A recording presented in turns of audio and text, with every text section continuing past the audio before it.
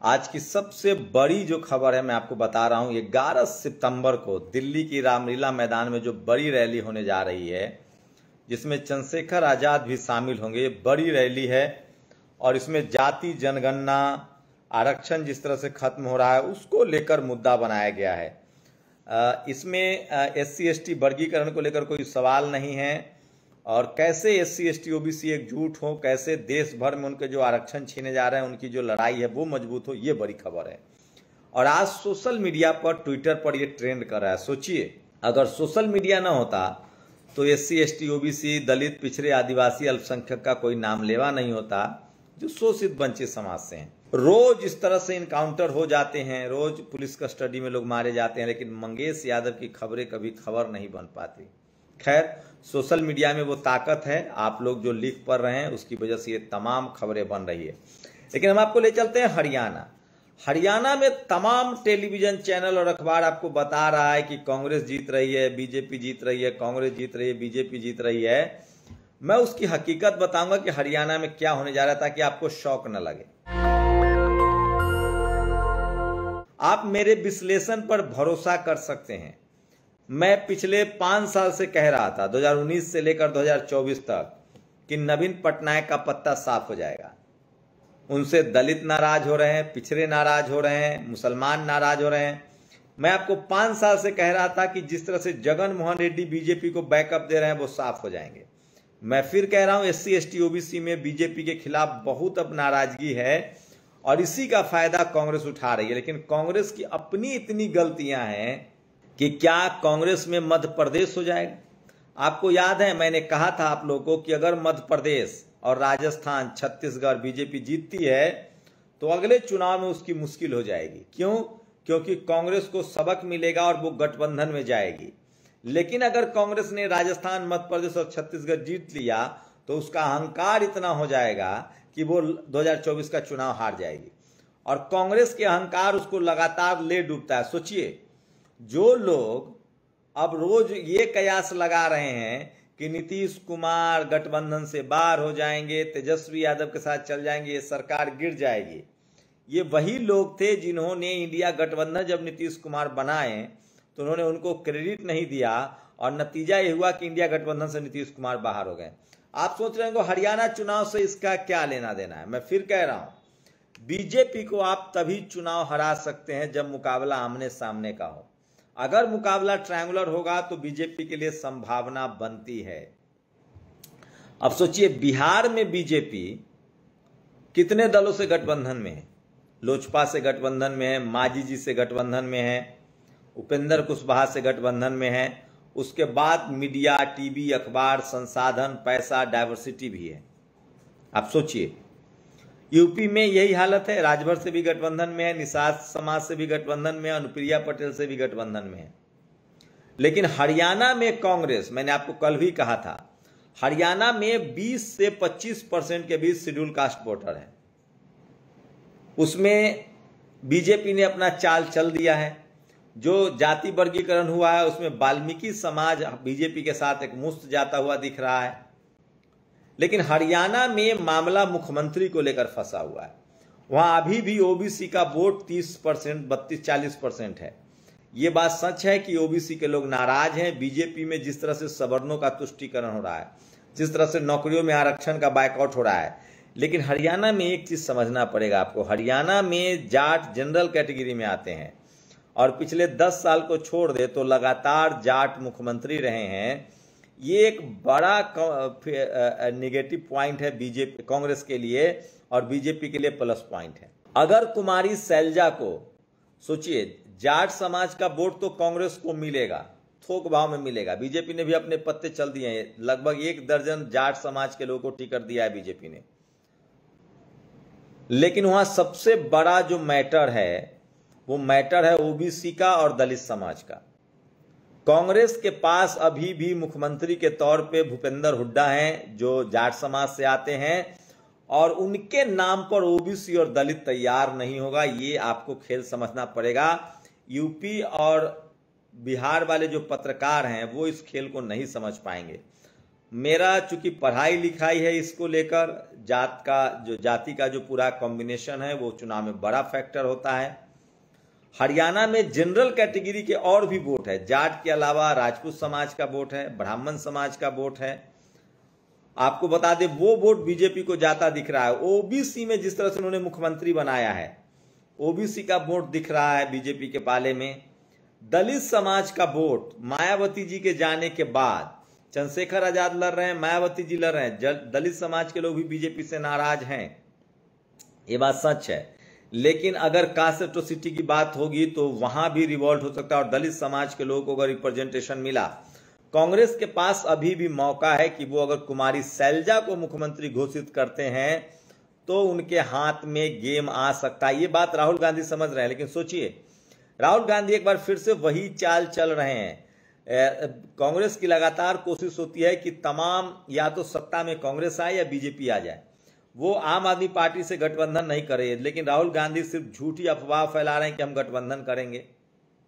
जैसे बीएसपी को लेकर भी उनकी यही राय होती है। यूपी और बिहार में कांग्रेस गठबंधन करती है क्योंकि वहां उसका नाम लेवा नहीं है, चाहे जेडीयू, चाहे समाजवादी पार्टी से हो या फिर आरजेडी से। लेकिन जहां जहां बीजेपी मजबूत है, कांग्रेस मजबूत है, वहां वो किसी रीजनल पार्टी को पनपने नहीं दे सकती है। मध्य प्रदेश में कांग्रेस ने क्या कहा था कमलनाथ ने कि हु इज अखिलेश, कौन अखिलेश यादव। यही बात दीपेंद्र हुड्डा कह रहे हैं हरियाणा में कि अखिलेश यादव के यहाँ कोई जनाधार नहीं है, वो तो पता चल जाएगा। वो तो संजोग बनाइए कि मंगेश यादव वाली घटना हो चुकी है और सोशल मीडिया पर वायरल है, तो उसका बीजेपी को थोड़ा बहुत नुकसान हो। लेकिन मैं फिर कह रहा हूं, दलित और ओबीसी जो वोट है वो कांग्रेस से दूर है और उसको लाने का तरीका एक ही है, या तो उनको ओबीसी या फिर कोई दलित चीफ मिनिस्टर का चेहरा बनाना पड़ेगा, चाहे वो कुमारी शैलजा हो, चाहे जो अभी उदय भान हो जो कि कांग्रेस के प्रदेश अध्यक्ष हैं। दीपेंद्र हुड्डा और भूपेंद्र हुड्डा के नाम पर कांग्रेस चुनाव नहीं जीतेगी, ये गांठ बांध लीजिए, क्योंकि वहां इस तरह की राजनीति और बीजेपी राजनीति को जाति के हिसाब से सबसे ज्यादा खेल समझती है। आम आदमी पार्टी से अगर गठबंधन करती है बीजेपी तो फायदा हो सकता है। लेकिन मैं फिर कह रहा हूं, दुष्यंत खेल से बाहर हुए हैं, लेकिन अब खेल में चौटाला फैमिली की एंट्री अभी भी हो गई है और इनोलो जो इंडियन नेशनल लोक दल है उससे जो गठबंधन हुआ है बीएसपी सुप्रीमो मायावती जी की पार्टी का, तो वो एक बड़ा फैक्टर है। और इस बार फिर से हरियाणा में न बीजेपी न कांग्रेस मिलीजुली सरकार बनेगी और बीएसपी की एक बड़ी भूमिका होगी, क्योंकि जाट समाज जरूर कांग्रेस को वोट कर रहा है, मुस्लिम समाज भी 5% है वो भी वोट करेगा, लेकिन एससी एसटी ओबीसी का वोट जो है वो कांग्रेस लेने के लिए कोई बड़ा गेम प्लान उसके पास नहीं है। और दीपेंद्र हुड्डा और भूपेंद्र हुड्डा के नाम पर तो ये वोट उनके पास नहीं जा रहा है। तो ये कांग्रेस को समझना पड़ेगा। और मैं आपको फैक्ट बता रहा हूं, हरियाणा में गठबंधन की सरकार होगी, मिलीजुली सरकार होगी और ये एक बड़ा खेल है। और वहां अब सोचिए, सोशल मीडिया है, लोगों में राजनीतिक और सामाजिक चेतना जग गई है। अब आप बिना किसी समाज को कुछ दिए हुए वोट नहीं ले सकते हैं। वहीं वाल्मीकि समाज का वोट भी बीजेपी की तरफ जाता हुआ दिख रहा है, तो ये बड़ा फैक्टर है। तो इस बार ट्रायंगुलर मुकाबला है हरियाणा में और ट्रायंगुलर मुकाबले में बीजेपी को हराना मुश्किल होगी। और कांग्रेस की सारी चालबाजी आप देख लीजिएगा, जो हालत छत्तीसगढ़, राजस्थान और मध्य प्रदेश में हुई थी, कांग्रेस की वही हालत हरियाणा में हो सकती है। क्योंकि वहां जाट समाज वोकल हैं, जाट समाज मजबूत है, तो वो लगातार कांग्रेस के लिए बैटिंग कर रहे हैं।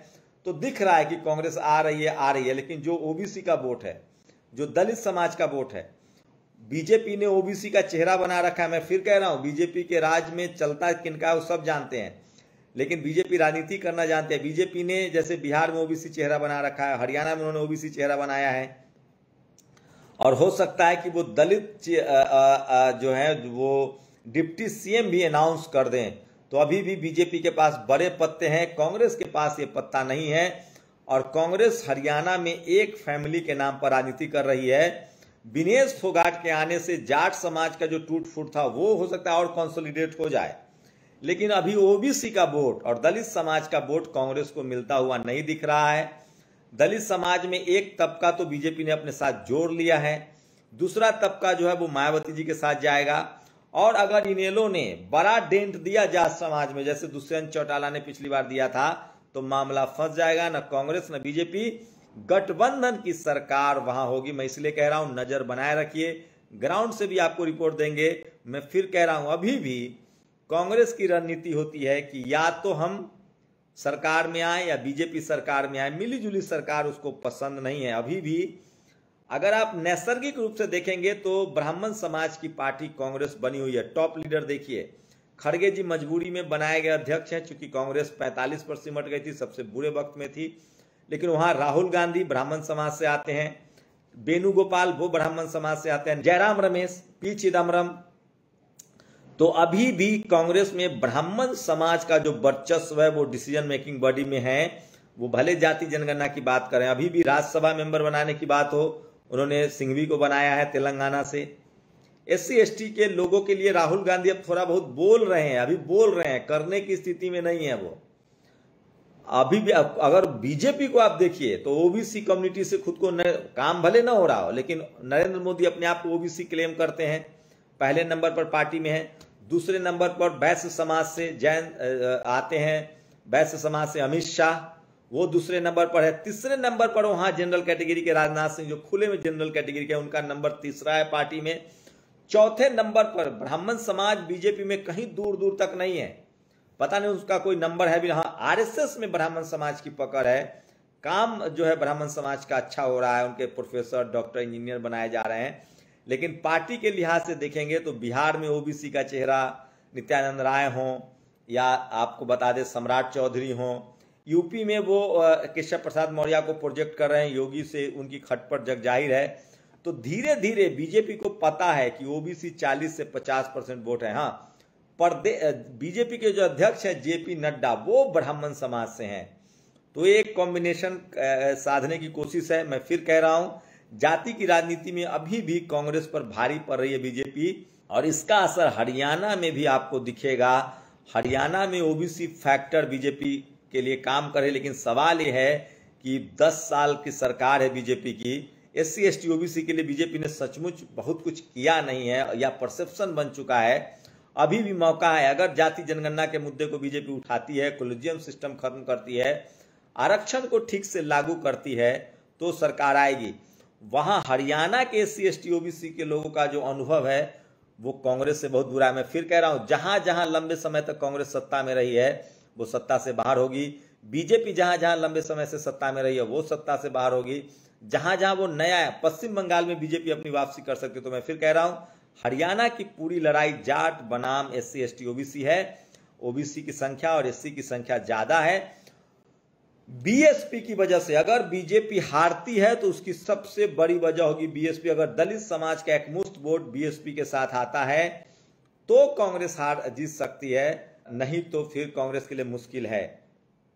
बीजेपी के पास OBC का वोट जाता हुआ दिख रहा है। अभी भी कांग्रेस के पास मौका, अगर वो चाहे प्रदेश अध्यक्ष हो या कुमारी शैलजा हो, अशोक तंवर प्रकरण लोग भूले नहीं है। तो अगर दलित समाज का कोई मुख्यमंत्री वो प्रोजेक्ट करते हैं या OBC प्रोजेक्ट करते हैं तो स्थिति बनेगी। मैं फिर कह रहा हूं, हुड्डा फैमिली के नाम पर SC और OBC तो हरियाणा का तैयार नहीं है अब तक। वो तीसरे मोर्चे की तरफ जाएंगे और मिली जुली सरकार बन सकती है। आपकी क्या राय? अगर आप हरियाणा से इस वीडियो को देख रहे हैं तो आपकी राय हमें जरूर बताइए। आपकी राय हमारे लिए बहुत जरूरी है। शुक्रिया।